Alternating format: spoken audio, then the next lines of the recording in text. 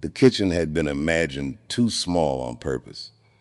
One sink, 4 burners, a refrigerator that sighed like it had worked a double shift, and barely enough floor for 3 men to disagree about where standing belonged. Dave set a paper sack of onions on the scarred counter. For anybody arriving late, nobody's in danger, nothing is broken that matters, and we have not been selected by history. The sink drains slowly. These onions need peeling. We're going to make something greasy, clean up after ourselves, and see whether company survives fluorescent lighting. Water stood cloudy in the basin around a bent fork. Also, I invited Logan and Harrison, which is interesting because Jamie showed up. Either I said the wrong name or you're the most organized burglary I've ever seen. Jamie examined the sink, then the invitation as though both might have tolerances. You said Logan. I chose to come anyway. That seemed preferable to correcting you from another room. He removed his jacket, folded it over the back of a chair, and opened the cabinet beneath the sink. There was a shallow enamel pan, 2 sponges, a jar of hardened furniture wax, and plumbing arranged by someone who considered accessibility a moral weakness. The drain is slow, not stopped. I intend to clear the trap because I dislike standing water. This is not a mission. He looked at Dave. If you make it a metaphor before I have the slip nut loose, I'll put the onions in your pockets. Harrison came in carrying 3 bottles of beer by their necks and a paper parcel darkening at one corner. I brought ground beef. That's the full extent of my leadership. He put the beer in the refrigerator, saw the crowded sink, and moved the fork to the counter without comment. Jamie came because he wanted to. That resolves the name. He inspected the onions, selected one with a soft place near the root, and found a knife whose handle had been melted slightly by heat. You want burgers, Dave? I want the kind of burger you eat over a sink because sitting down would create expectations. Dave took the injured onion from Harrison and pressed its soft side. This onion has already begun negotiating. He glanced beneath the sink where Jamie had placed the enamel pan under the trap. All right. Current arrangement. Jamie is voluntarily touching old pipe water. Harrison is cutting away whatever this onion has become. I am standing in the only useful patch of floor, which makes me management. He moved immediately when Harrison looked at him. Former management. Hold this.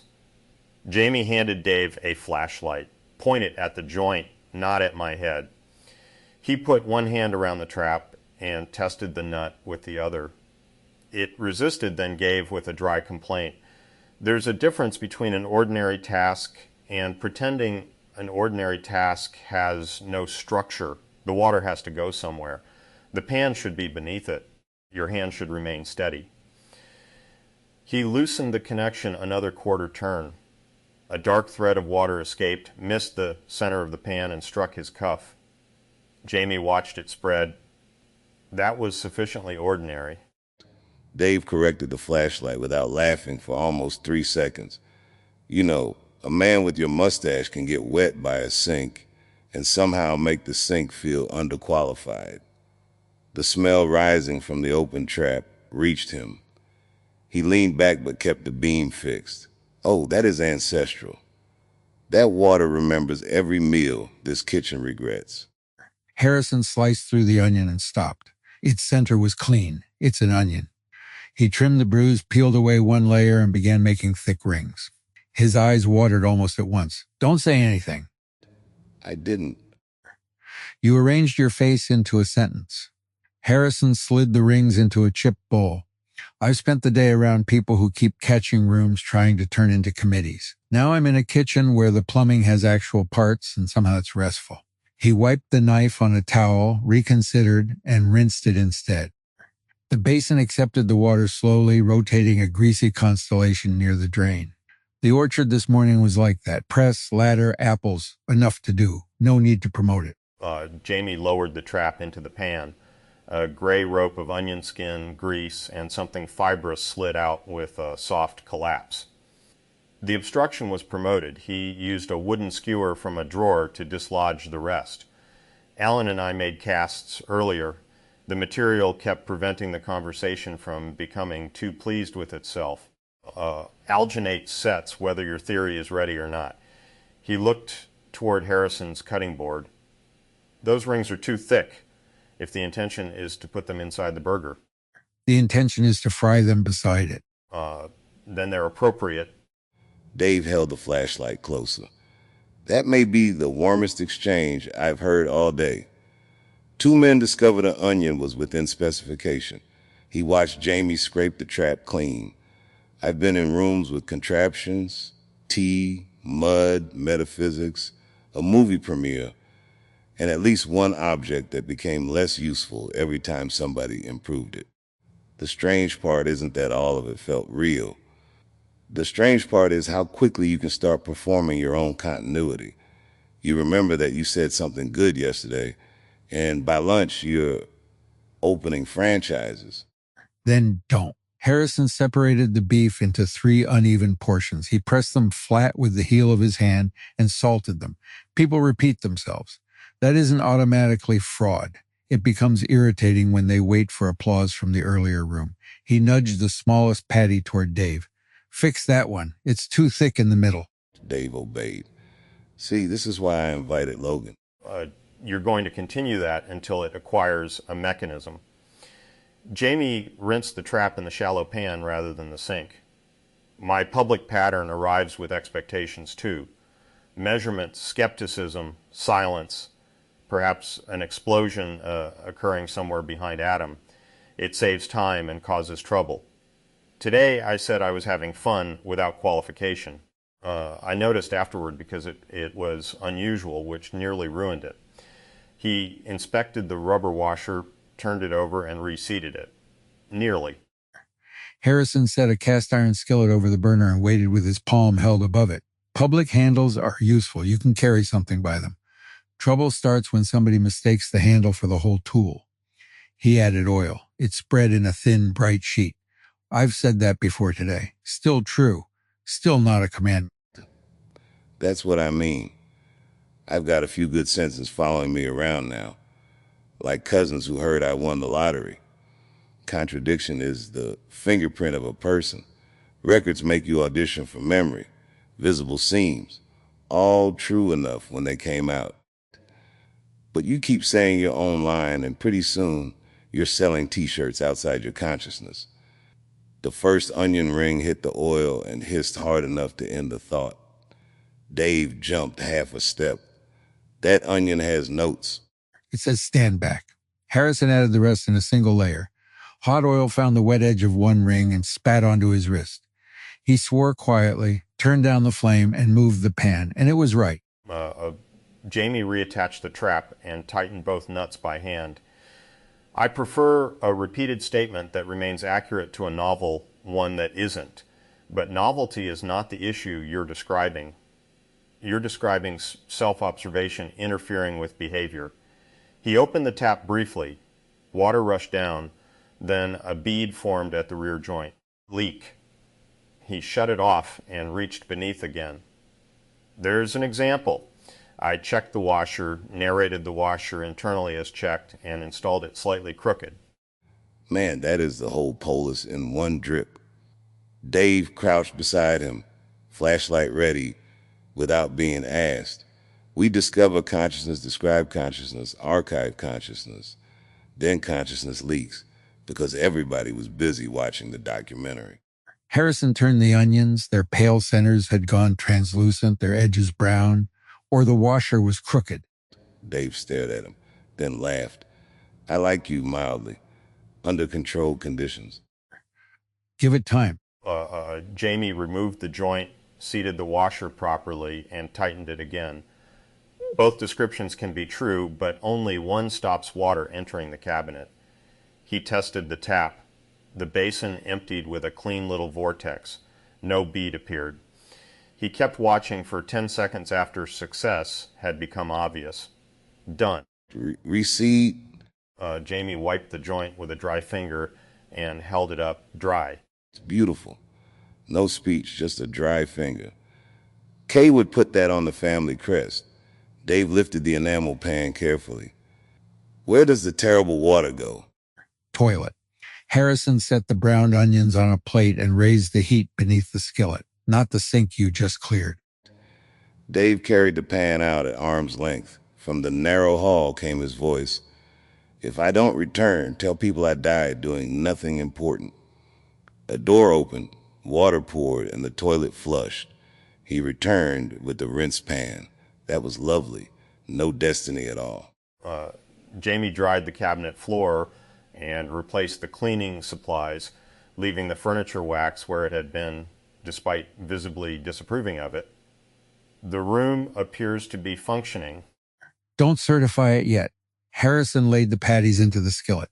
The sound filled every available corner. Fat began snapping against the stove surround. Open the window. The window had been painted shut. Dave tugged once, then twice. We found a sequel. Leave it. Jamie switched on the range hood. It rattled awake and moved approximately enough air to disturb a hanging receipt. The burgers will cook before smoke becomes a problem. Look at that. Growth. 3 days ago, we'd have founded the Window Liberation Front. He leaned against the refrigerator, which objected with another long sigh. Do either of you actually know what I like doing here yet? Not what fits your file. Not what makes a good room. What you'd go find if nobody was writing it down. Harrison did not answer until he had flipped the patties. Their crusts were dark and uneven, holding something steady for somebody. Driving when there's somewhere worth going. Work that ends before it becomes an identity. He used the spatula to press one lifted edge back onto the iron, and sitting after the machinery stops. I've done that more than once. I suppose that's evidence. Jamie washed his hands, taking longer around the nails. I like material behavior, not necessarily building. Watching what something does when the description is removed. Plaster, steel, water, a badly aligned caster. I also like competent proximity. He dried his hands. Someone else doing a different thing nearby without requiring synchronization. That may be what I chose here. Dave nodded, then seemed annoyed that he had nodded so meaningfully. I like when the joke isn't my job. I like watching the room become funny by itself and knowing I could leave it alone.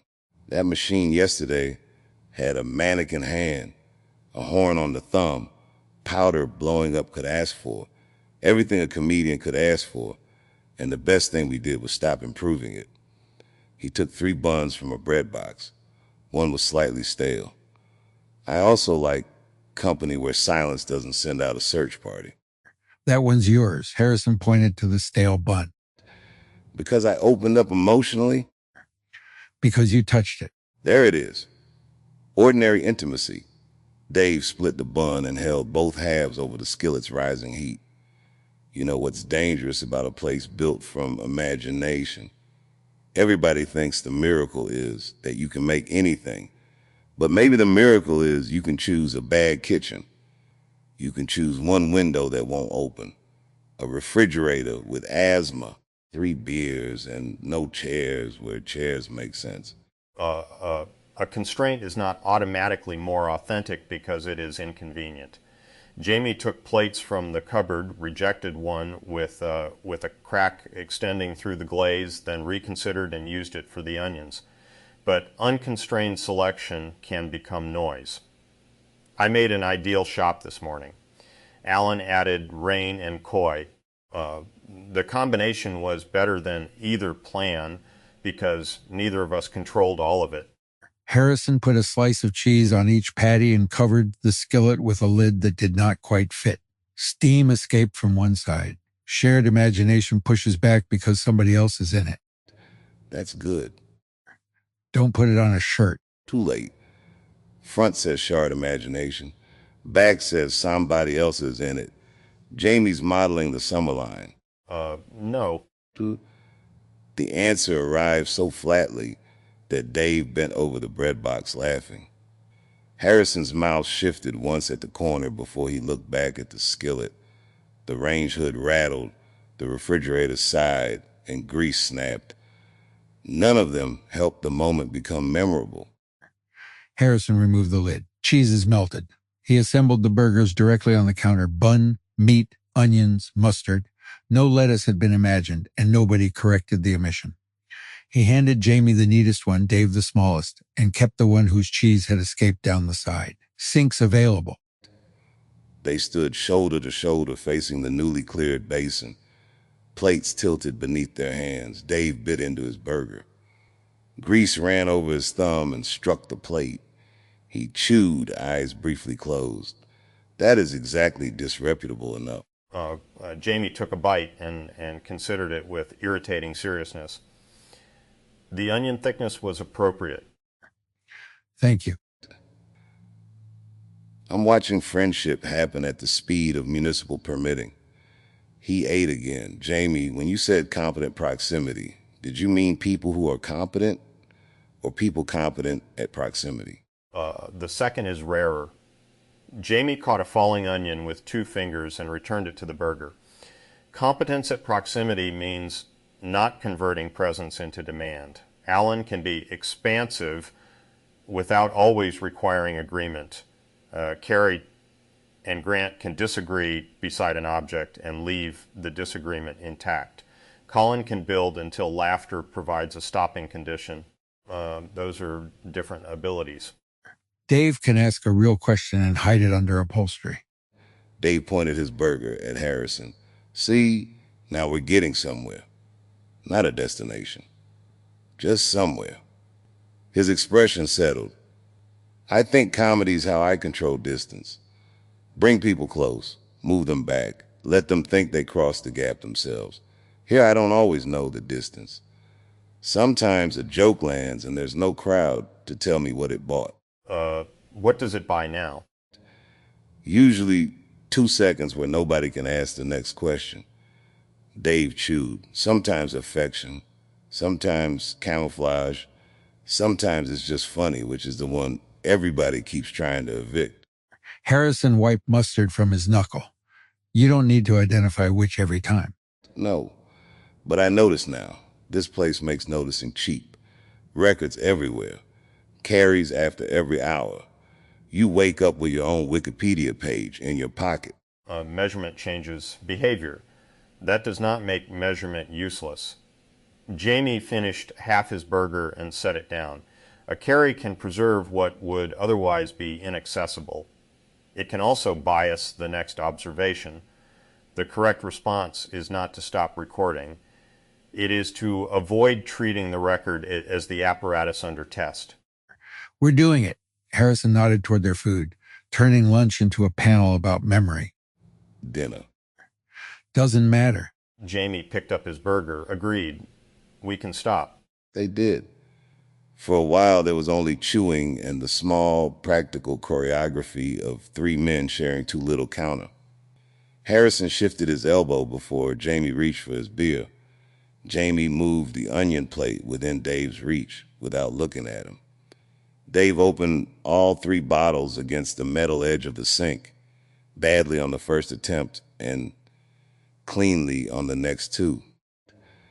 The audience remained where an audience could remain without being recruited. Harrison drank cold.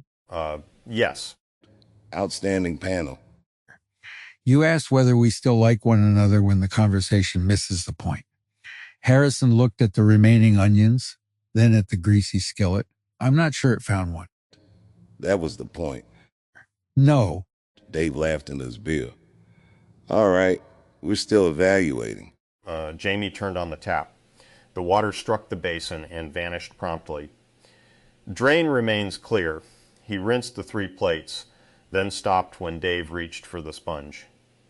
You can wash. I'll dry. Harrison cooks, I wash. Jamie verifies. We're dangerously close to rolls. Harrison scraped the skillet with the spatula. They last until the dishes are done. Temporary government.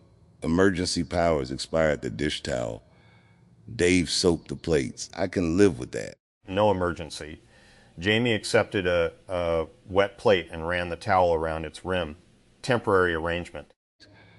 See, this is why language takes forever around you. And yet the plate is dry. Harrison tipped the cooled grease into an empty food tin rather than the drain. He has you there. They cleaned without improving the kitchen. The painted window stayed shut. The furniture wax remained under the sink. Harrison left a dark patch on the skillet because removing it would have required enthusiasm none of them possessed. Dave peeled 2 more onions for tomorrow, stopped at 2 without asking whether 3 would be more complete, and sealed them in a bowl. Jamie wiped the rear joint once more and said nothing about finding it dry. Harrison returned the knife to the drawer, then took it out and placed it in a different slot where the blade would not catch a hand. That's all I'm doing. Nobody accused you. You were about to.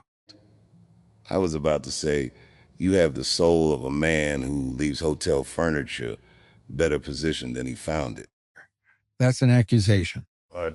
Jamie hung the towel over the oven handle, squared it, noticed himself squaring it, and deliberately left one corner lower.